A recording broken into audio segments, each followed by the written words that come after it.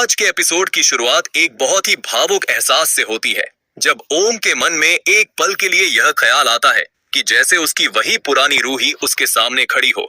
लेकिन अगले ही पल घर के अंदर साजिशों की आंधी चल पड़ती है। पूनम और सोनी बुरी तरह घबरा जाती हैं, क्योंकि उन्हें पता चलता है कि रूही जूही की साड़ी पहनकर आने वाली है, और अगर ऐसा हुआ तो उनका पूरा प्लान पहले ही पड़ाव पर फेल हो जाएगा। पूनम झट से कोई न कोई बहाना ढूंढती है और रूही के कमरे से कलर उठा लाती है ताकि साड़ी किसी तरह खराब की जा सके। उसी दौरान रूही दादी से पूछ बैठती है कि उसके कलर उनके पास कैसे आए। दादी बात को संभालने की कोशिश करती हैं, लेकिन तभी हल्की सी टक्कर में पूरे कलर साड़ी पर गिर जाते हैं। रूही परेशान हो जाती है और तय कर लेती है कि अब वह साड़ी नहीं बल्कि सूट पहनकर ही जाएगी। इधर पूनम समझ जाती है कि अगर रूही ने साड़ी नहीं पहनी तो स्पर्श का दिल नहीं टूटेगा और उसका अगला दांव भी काम नहीं करेगा। इसलिए वह धोबी और नौकरानी का बहाना बनाकर वही साड़ी दोबारा निकलवाती है और भावनात्मक दबाव बनाते हुए रूही से कहती है कि दादी की तबीयत ठीक नहीं है और उनकी आखिरी खुशी के लिए उसे यही साड़ी पहननी चाहिए। रूही को हैरानी होती है कि मम्मी जी को दादी की बात कैसे पता चली, जबकि उसने किसी को बताया ही नहीं था। लेकिन जूही का नाम लेकर बात को वहीं खत्म कर दिया जाता है और रूही मजबूरी में साड़ी पहनने के लिए मान जाती है।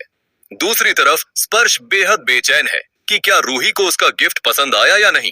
वह बार बार सोचता है कि अगर रूही ने साड़ी पहन ली तो इसका मतलब वह उसे दोस्त से कुछ ज्यादा मानती है। जैसे ही वह रूही को उसी साड़ी में देखता है, उसका दिल खुशी से भर जाता है और वह इसे रूही के प्यार की निशानी समझ बैठता है। पूनम अंदर ही अंदर खुश होती है कि उसका प्लान बिल्कुल सही चल रहा है और अब दूसरा पड़ाव भी पूरा होने वाला है।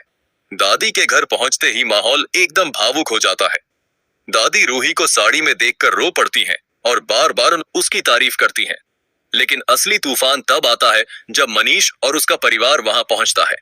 दादी पूरे गर्व से रूही के गुण गिनाती हैं कि वह कितनी संस्कारी, सुशील और हर काम में निपुण है।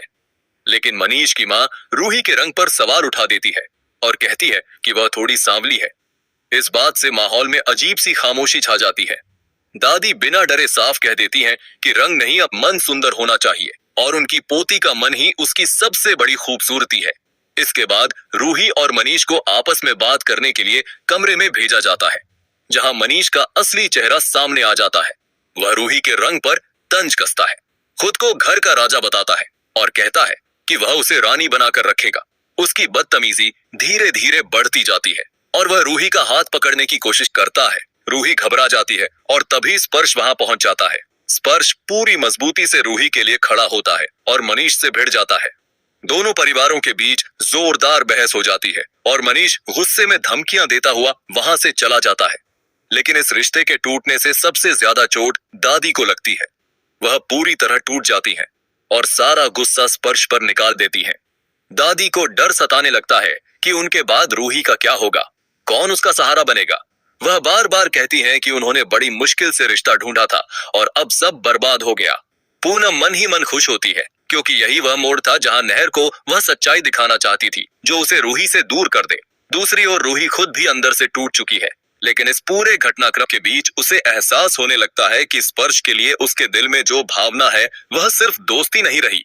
वह खुद से सवाल करती है कि क्या वह स्पर्श को पसंद करने लगी है और क्या स्पर्श भी उसके लिए वही महसूस करता है। दादी गुस्से और दर्द में अचानक स्पर्श से सवाल कर बैठती हैं कि क्या वह रूही का हाथ थामेगा और उससे शादी करेगा। पूरा कमरा सन्नाटे में डूब जाता है। सभी की नजरें स्पर्श पर टिक जाती हैं। स्पर्श कुछ पल चुप रहता है। उसकी आंखों के सामने रूही का दर्द, दादी की हालत और उसका अपना दिल सब घूम जाता है।